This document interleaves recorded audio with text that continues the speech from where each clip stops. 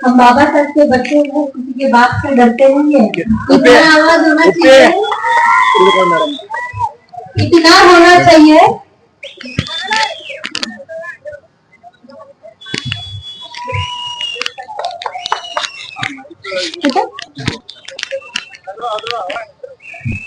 आवाज इतना होना चाहिए कि मनुवादी दूर के दूर ही भागने चाहिए। इसीलिए कहती हूँ कि हम जय भीम क्यों कहते हैं कि मेरे रोम रोम ने पुकारा है वो जय भीम का नारा है। मेरे रोम रोम ने पुकारा है वो जय भीम का नारा है। अन्याय के खिलाफ हर दम खड़ा वो जय भीम का नारा है। स्त्रियों पे होते हुए अत्याचार के खिलाफ खड़ा वो जय भीम का नारा है। जय भीम वहां खड़ा है जहां किसी को औकात नहीं है खड़े रहने की। मेरे बाबा साहब ने वो ताकत हम सब में दी है। मेरे बाबा साहब ने हम सबको चुना है कि तुम संघर्ष से आने वाले लोग हैं। हम संघर्ष से आने वाले लोग हैं और मरते दम तक हमें संघर्ष ही करना है। मैं महाराष्ट्र से हूँ पर मैं कर्नाटका आई हूँ। तो मैं कर्नाटका में बस बोलना चाहूंगी कि ನನ್ನ ಗಾಡಿ ಸ್ವಲ್ಪ ಕನ್ನಡ ಕಲಿತೆ, ದಯವಿಟ್ಟು ತಪ್ಪನ್ನು ಕ್ಷಮಿಸಿದೆ. आणि सेडाम ನಿಮ್ಮ ಬೆಂಬಲ ಮತ್ತು ಪ್ರೀತಿಗೆ ತುಂಬಾ धन्यवादಗಳು। ऐसा हमारा कोई नहीं कि महाराष्ट्र में आओगे तो मराठी बोलनी पड़ेगी, कोई बात नहीं। आप कर्नाटका भी बोलोगे तो भी चलेगा। ये राजकारण हम नहीं करते, हम तो संविधान की भाषा बोलते हैं। जहां भी जाएंगे हम संविधान की भाषा ही बोलेंगे, क्योंकि ये अधिकार हमें आता है। और जबरदस्ती करता है कि किसी स्टेट में है, राज्य में है, तुम्हें इस लैंग्वेज में, इस भाषा में बोलना है, तो उसे कहना कि भाषा का स्वतंत्र देने वाले हमारे डॉक्टर बाबा साहेब अम्बेडकर हैं। हमें संचार का स्वतंत्र देने वाले डॉक्टर बाबा साहेब अम्बेडकर हैं। उन लोगों को ये समझना चाहिए कि राज्य से बड़ा देश है, तो देश की राष्ट्रीय भाषा हिंदी है। तो राज्य से बड़ा अगर देश होता है तो मैं राज्य में आके ये नहीं कह सकती कि तुम मेरे राज्य में हो, उसी राज्य की भाषा बोलो। मैं आपकी बहन हूँ, महाराष्ट्र में आओ, जिस लैंग्वेज में बोलना है बोलो। मैं भी कर्नाटक आऊंगी, जिस लैंग्वेज में बोलना चाहती हूँ बोलूंगी। किसी को बंधन नहीं है, किसी को कुछ भी नहीं है। मैं आप सभी को ये बताना चाहती हूँ कि सब लोगों ने बताया कि डॉक्टर बाबा साहेब अम्बेडकर जी ने हर एक समाज के लिए क्या क्या किया है। लेकिन मैं आज इस यहाँ पे बैठने वाली स्त्रियों को बताना चाहती हूँ कि डॉक्टर बाबा साहेब अम्बेडकर जी ने हमारे लिए क्या किया है। मैं वही स्त्री हूँ सर, मैं वही स्त्री हूँ जो मनुस्मृति के अनुसार अपना घूंघट तक अपने सिर के पीछे करने की अनुमति नहीं थी। आज डॉक्टर बाबा साहेब अम्बेडकर जी के संविधान की वजह से आप सबके सामने अपनी राय रखने की हिम्मत रखती हूँ। मैं वही स्त्री हूँ, मनुस्मृति के अनुसार मुझे बोलने तक का अधिकार नहीं दिया गया। आज मैं पंतप्रधान होने का और पंतप्रधान तक जाने की हिम्मत रखती हूँ। ये चीजें, ये अधिकार मेरे डॉक्टर बाबा साहेब अम्बेडकर जी ने दिए। आप सब लोग देखते होंगे कि हर जगह डॉक्टर बाबा साहेब अम्बेडकर जी की विटंबना होती है। हर वक्त बस अम्बेडकर, डॉक्टर बाबा साहेब अम्बेडकर जी का जहाँ पे नाम आता है वहीं से विटंबना शुरू होती है। ये डर है उनके मन में कि बाबा साहेब किसी के सामने झुके नहीं। बाबा साहेब के दामन में एक भी दाग नहीं था।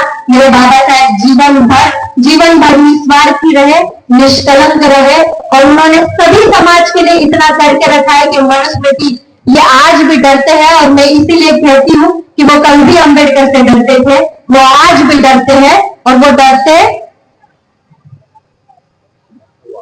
सर ये चलता है क्या? हेलो हेलो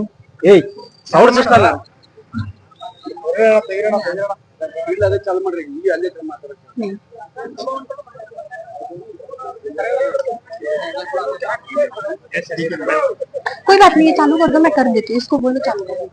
चालू मैडम, बात करिए मैडम।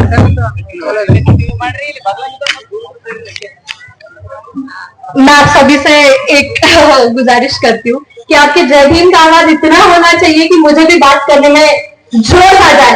जय भीम पब्लिक! फिर से एक बार जय भीम!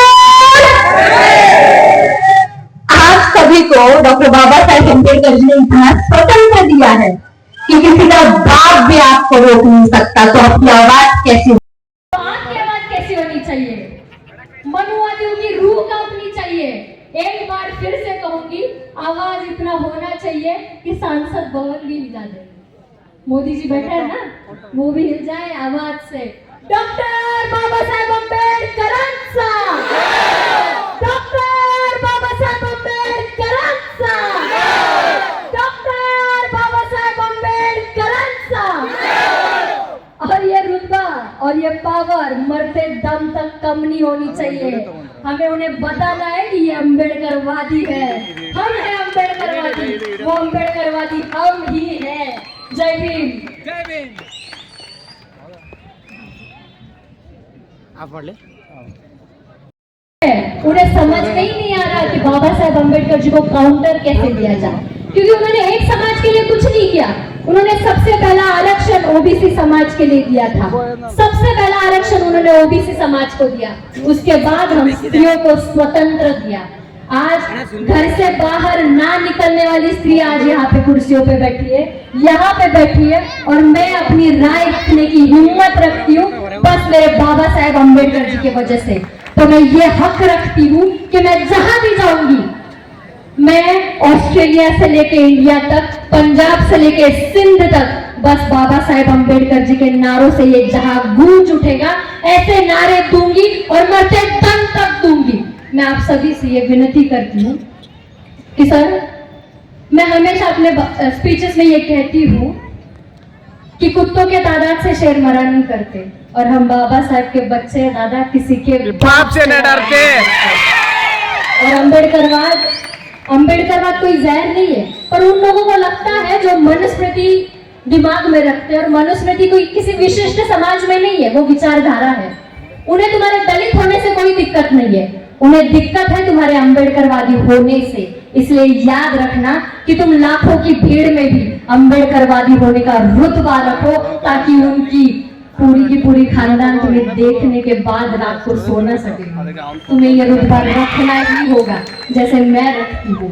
मैं आप सभी को ये बता दूं कि अम्बेडकरवाद कोई जहर नहीं है, वो शुद्ध देसी घी है, जो कुत्तों को हजम नहीं होता, गधों को रास नहीं आता। और अपने रुतबे से लेके अपने मान सम्मान तक मैं सभी औरतों से और सभी यहाँ पे बैठे हुए लोगों से निवेदन करती हूँ कि अपने आप में वो अम्बेडकरवाद जीवंत रखना है, अपने आप में वो बौद्ध समाज कैसा होना चाहिए ये लोगों को बताना है। वो जिम्मेदारी हमारे कंधों पे है। मैं ये जिम्मा लेती हूँ कि मैं ये अम्बेडकरवाद पूरे देश में फैलाऊंगी। मैं ये जिम्मा लेती हूँ कि मैं बौद्ध समाज का प्रचार पूरे संसार में करूंगी। ये जिम्मेदारी आप सभी को भी लेनी होगी, और आपको डॉक्टर बाबा साहेब अम्बेडकर जी ने जो विश्वास रखा है आपके कंधों पे, उसे मरते दम तक निभाना होगा। और एक आवाज स्वाभिमान से, एक आवाज डॉक्टर बाबा साहेब अम्बेडकर जी के लिए। डॉक्टर बाबा साहेब